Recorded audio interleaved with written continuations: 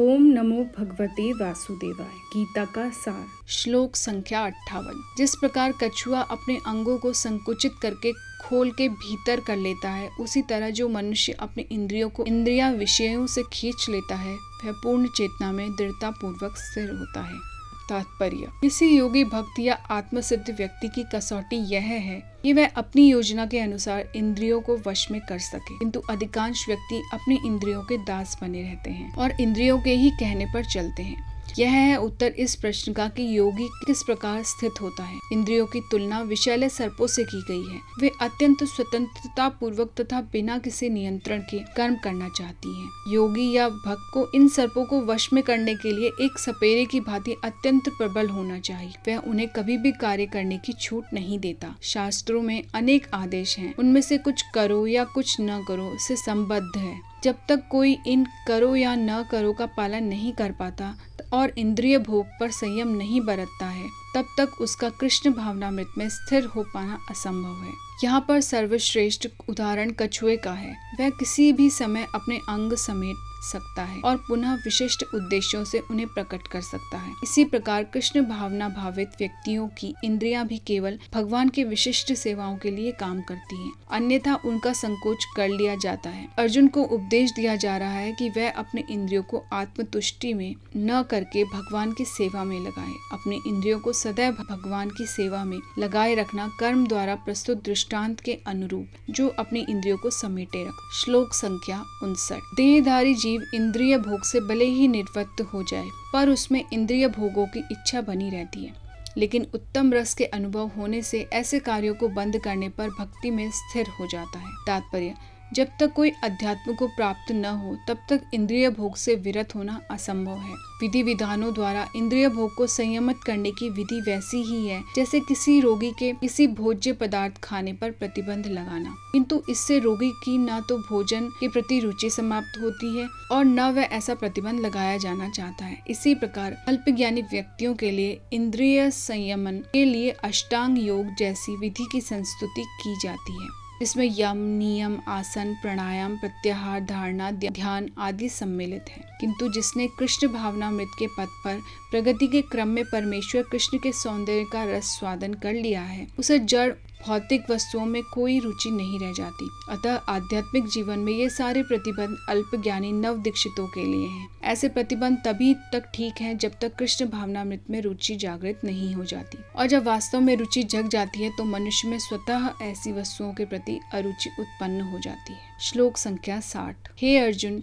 इंद्रियां इतनी प्रबल तथा वेगवान हैं कि वे उस विवेकी पुरुष के मन को भी बलपूर्वक हर लेती हैं जो उन्हें वश में करने का प्रयत्न करता है। तात्पर्य: अनेक विद्वान ऋषि, दार्शनिक तथा आत्मवादी इंद्रियों को वश में करने का प्रयत्न करते हैं, किंतु उनमें से बड़ा भी कभी कभी विचलित मन के कारण इंद्रिय भोग का लक्ष्य बन जाता है। यहाँ तक कि विश्वामित्र जैसे महर्षि तथा पूर्ण योगी का भी मेनका के साथ विषय भोग में प्रवृत्त होना पड़ा था। यद्यपि वे इंद्रिय निग्रह के लिए कठिन तपस्या तथा योग कर रहे थे, विश्व इतिहास में इसी तरह के अनेक दृष्टांत हैं। अतः पूर्णतया कृष्ण भावना भावित हुए बिना मन और इंद्रियों को वश में कर सकना अत्यंत कठिन है। मन को कृष्ण में लगाए बिना मनुष्य ऐसे भौतिक कार्यों को बंद नहीं कर सकता। परम साधु तथा भक्त यमुनाचार्य ने एक व्यवहारिक उदाहरण प्रस्तुत किया है। जब से मेरा मन भगवान कृष्ण के चरण बिंदों की सेवा में लग गया है और जब से मैं नित्य नव दिव्य रस का अनुभव करता रहा हूँ, तब से श्री प्रसंग का विचार आते ही मेरा मन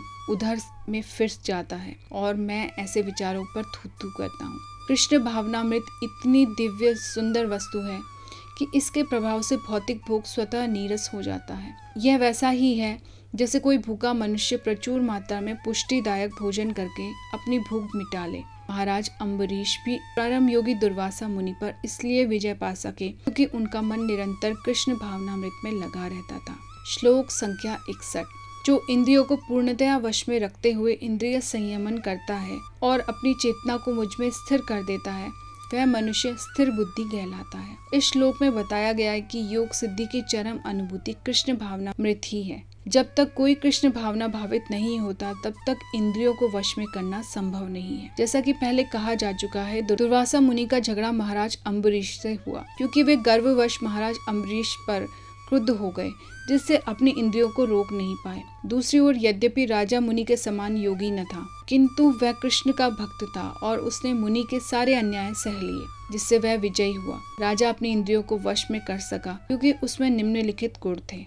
राजा अम्बरीश ने अपना मन भगवान कृष्ण के चरण बिंदों पर स्थिर कर दिया, अपनी वाणी भगवान के धाम की चर्चा करने में लगा दी, अपने कानों को भगवान की लीलाओं को सुनने में, अपने हाथों को भगवान का मंदिर साफ करने में, अपनी आंखों को भगवान का स्वरूप देखने में, अपने शरीर को भक्त के शरीर का स्पर्श करने में, अपनी नाक को भगवान के चरणार विंदों पर भेंट किए गए फूलों की गंध सूंघने में, अपनी जीभ को उन्हें अर्पित तुलसी दलों का आस्वाद करने में, अपने पाँव को जहाँ जहाँ भगवान के मंदिर हैं उन स्थानों की यात्रा करने में, अपने सिर को भगवान को नमस्कार करने में तथा अपनी इच्छाओं को भगवान की इच्छाओं को पूरा करने में लगा दिया। और इन गुणों के कारण वे भगवान के मत पर भक्त बनने के योग्य हो गए। इस प्रसंग में मत पर अत्यंत सार्थक है। कोई मत पर किस तरह हो सकता है, इसका वर्णन महाराज अम्बरीश के जीवन में बताया गया है। मत पर परंपरा के महान विद्वान तथा आचार्य श्री बलदेव विद्याभूषण का कहना है, इंद्रियों को केवल कृष्ण की भक्ति से वश में किया जा सकता है। कभी कभी अग्नि का भी उदाहरण दिया जाता है। इस प्रकार जलती हुई अग्नि कमरे के भीतर की सारी वस्तुएं जला देती है, उसी प्रकार योगी के हृदय में स्थित भगवान विष्णु सारे मलों को जला देते हैं। योग सूत्र भी विष्णु का ध्यान आवश्यक बताता है, शून्य का नहीं। तथाकथित योगी जो विष्णु पद को छोड़कर अन्य किसी वस्तु का ध्यान करते हैं, वे केवल मृग मरीचिकाओं की खोज में वृथा ही अपना समय गंवाते हैं। हमें कृष्ण भावना भावित होना चाहिए, भगवान के प्रति अनुरक्त होना चाहिए। असली योग का यही उद्देश्य है। श्लोक संख्या 62। इंद्रिय विषयों का चिंतन करते हुए मनुष्यों की उनमें आसक्ति उत्पन्न हो जाती है और ऐसी आसक्ति से काम उत्पन्न होता है और फिर काम से क्रोध प्रकट होता है। तात्पर्य, जो मनुष्य कृष्ण भावना भावित नहीं है, उसमें इंद्रिय विषयों के चिंतन से भौतिक इच्छाएं उत्पन्न होती हैं। इंद्रियों को किसी न किसी कार्य में लगे रहना चाहिए और यदि वे भगवान की दिव्य प्रेम भक्ति में नहीं लगी रहेंगी तो वे निश्चय ही भौतिकवाद में लगना चाहेंगी। इस भौतिक जगत में हर एक प्राणी इंद्रिय विषयों के अधीन है, यहाँ तक कि ब्रह्मा तथा शिव जी भी। तो स्वर्ग के अन्य देवता के विषय में क्या कहा जा सकता है। इस संसार के जंजाल से निकलने का एकमात्र उपाय है कृष्ण भावना भावित होना।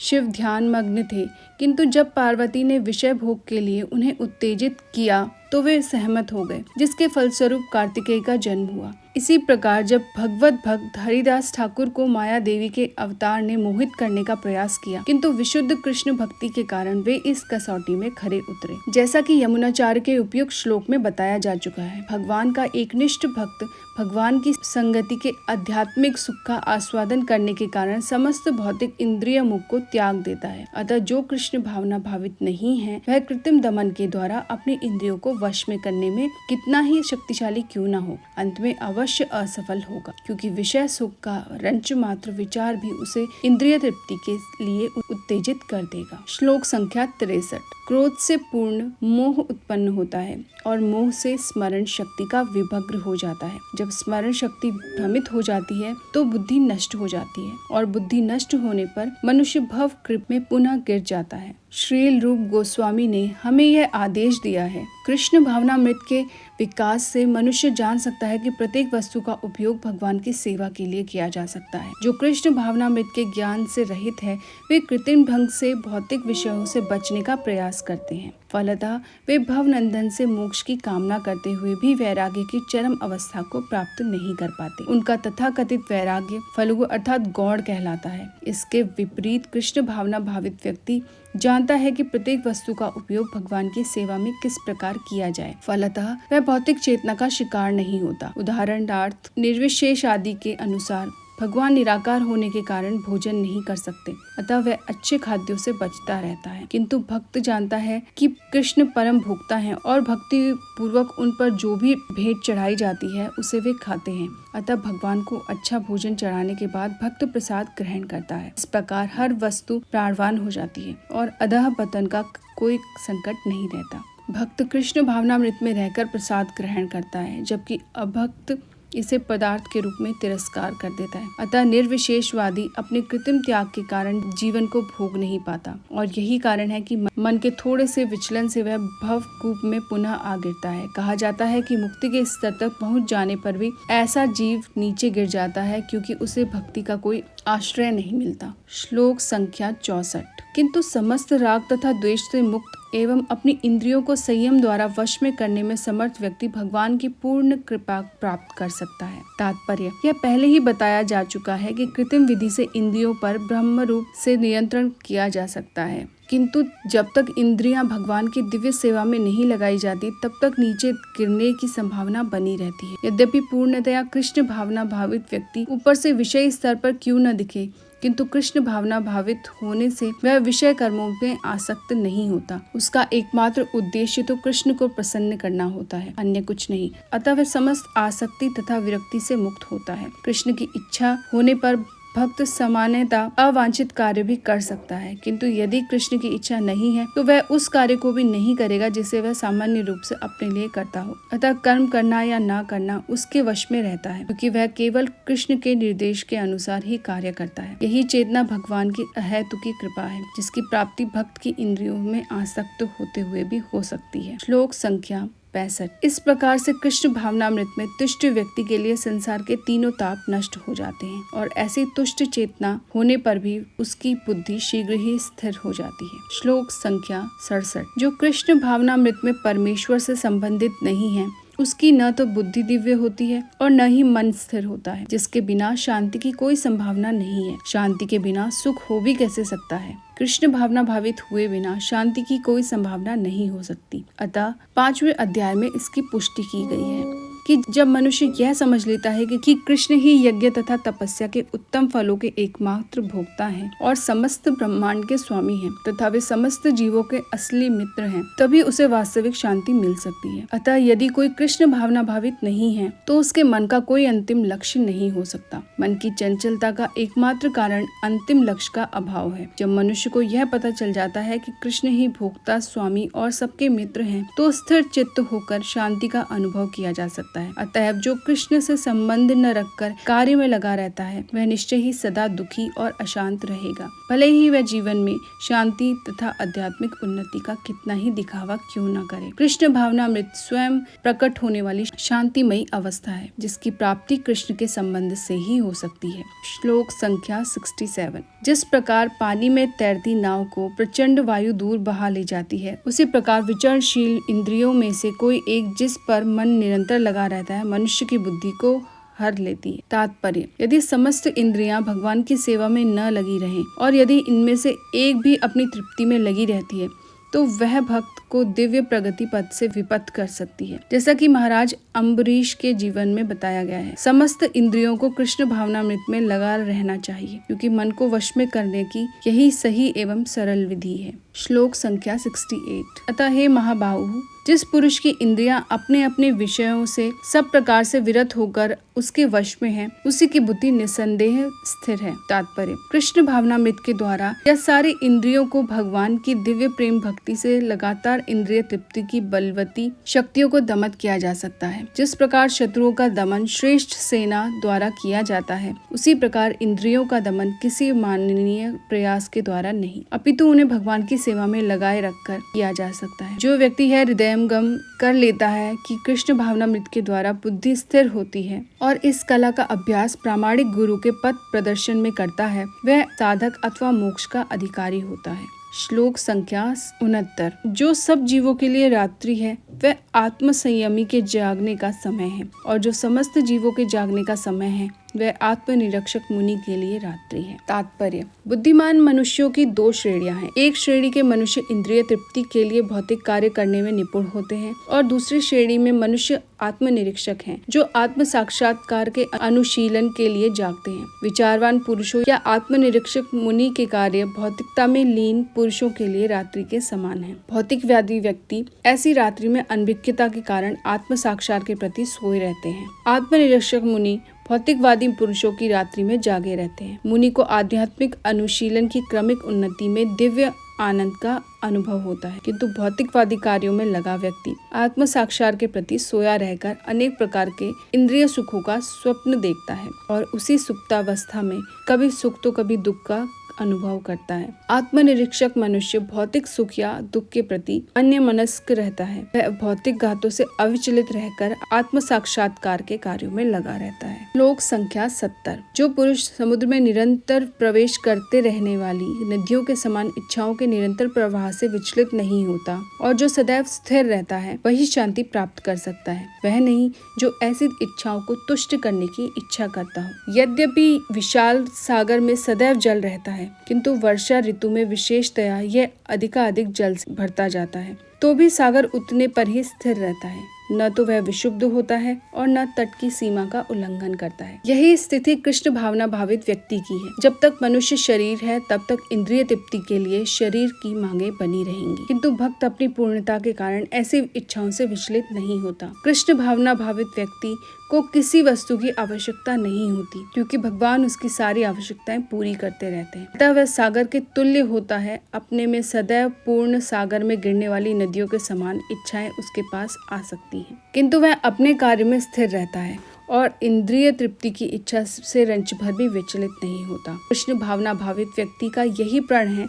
इच्छाओं के होते हुए भी वह कभी इंद्रिय तृप्ति के लिए उन्मुख नहीं होता। चूंकि वह भगवान की दिव्य प्रेम भक्ति में तुष्ट रहता है, अतः वह समुद्र की भांति स्थिर रहकर पूर्ण शांति का आनंद उठा सकता है। किंतु दूसरे लोग जो मुक्ति की सीमा तक इच्छाओं की पूर्ति करना चाहते हैं, फिर भौतिक सफलताओं का क्या कहना, उन्हें कभी शांति नहीं मिल पाती। कर्मी, मुमुक्षु तथा वे रोगी सिद्धि के कामी हैं। ये सभी अपूर्ण इच्छाओं के कारण दुखी रहते हैं, किंतु कृष्ण भावना भावित पुरुष भगवत सेवा में सुखी रहता है और उसकी कोई इच्छा नहीं होती। वस्तुतः वह तो तथाकथित भव बंधन से मोक्ष की भी कामना नहीं करता। कृष्ण के भक्तों की कोई भौतिक इच्छा नहीं रहती, इसलिए वे पूर्ण शांत रहते हैं। श्लोक संख्या 71। जिस व्यक्ति ने इंद्रिय तृप्ति की समस्त इच्छाओं का परित्याग कर दिया है, जो इच्छाओं से रहित रहता है और जिसने सारी ममता त्याग दी है तथा अहंकार से रहित है, वही वास्तविक शांति को प्राप्त कर सकता है। तात्पर्य: निष्प्रह होने का अर्थ है इंद्रिय तृप्ति के लिए कुछ भी इच्छा न करना। दूसरे शब्दों में कृष्ण भावना भावित होने की इच्छा वास्तव में इच्छा शून्यता या निष्प्रहता है। इस शरीर को मिथ्या ही आत्मा माने बिना तथा संसार की किसी वस्तु में कल्पित स्वामित्व रखे बिना श्री कृष्ण के नित्य दास के रूप में अपनी यथार्थ स्थिति को जान लेना कृष्ण भावनामृत की सिद्ध अवस्था है। जो इस सिद्ध अवस्था में स्थित है, वह जानता है कि श्री कृष्ण ही प्रत्येक वस्तु के स्वामी है, अतः प्रत्येक वस्तु का उपयोग उनकी तुष्टि के लिए ही किया जाता है। अर्जुन आत्मतुष्टि के लिए युद्ध नहीं करना चाहता था, किंतु जब वह पूर्ण रूप से कृष्ण भावना भावित हो गया तो उसने युद्ध किया, क्योंकि कृष्ण चाहते थे कि वह युद्ध करे। उसे अपने लिए युद्ध करने की कोई इच्छा नहीं थी, किंतु वही अर्जुन कृष्ण के लिए अपनी आसक्ति भर लड़ा। वास्तविक इच्छा शून्यता कृष्ण तुष्टि के लिए इच्छा है।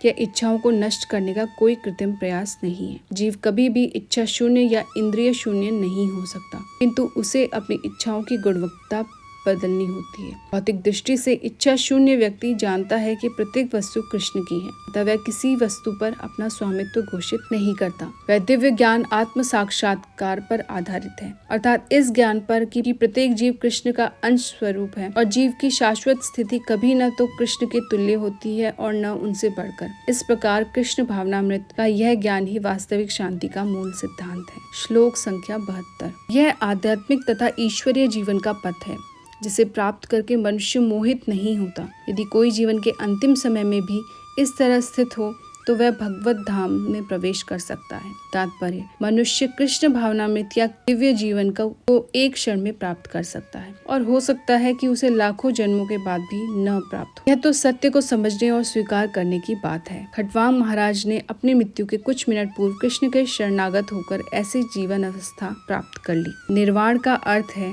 भौतिकवादी जीवन शैली का अंत। बौद्ध दर्शन के अनुसार इस भौतिक जीवन के पूरा होने पर केवल शून्य शेष रहता है, किंतु भगवत गीता की शिक्षा इससे भिन्न है। वास्तविक जीवन का शुभारंभ इस भौतिक जीवन के पूरा होने पर होता है। स्थूल भौतिकवादी के लिए यह जानना पर्याप्त होगा कि इस भौतिक जीवन का अंत निश्चित है, किंतु आध्यात्मिक दृष्टि से उन्नत व्यक्तियों के लिए इस जीवन के बाद अन्य जीवन प्रारंभ होता है। इस जीवन का अंत होने के पूर्व यदि कोई कृष्ण भावना भावित हो जाए तो उसे तुरंत ब्रह्म निर्वाण अवस्था प्राप्त हो जाती है। भगवत धाम तथा भगवत भक्ति के बीच कोई अंतर नहीं है, क्योंकि दोनों चरम पद हैं। अतः भगवान के दिव्य प्रेम भक्ति में व्यस्त रहने का अर्थ है भगवत धाम को प्राप्त करना। भौतिक जगत में इंद्रिय तृप्ति के विषयक कार्य होते हैं। भौतिक जगत में इंद्रिय तृप्ति विषयक कार्य होते हैं और आध्यात्मिक जगत में कृष्ण भावनामृत विषयक। इसी जीवन में ही कृष्ण भावनामृत की प्राप्ति तत्काल ब्रह्म प्राप्ति ऐसी है, और जो कृष्ण भावनामृत में स्थित होता है वह निश्चित रूप से पहले ही भगवत धाम में प्रवेश कर चुका होता है। ब्रह्म और भौतिक पदार्थ एक दूसरे से सर्वथा विपरीत हैं।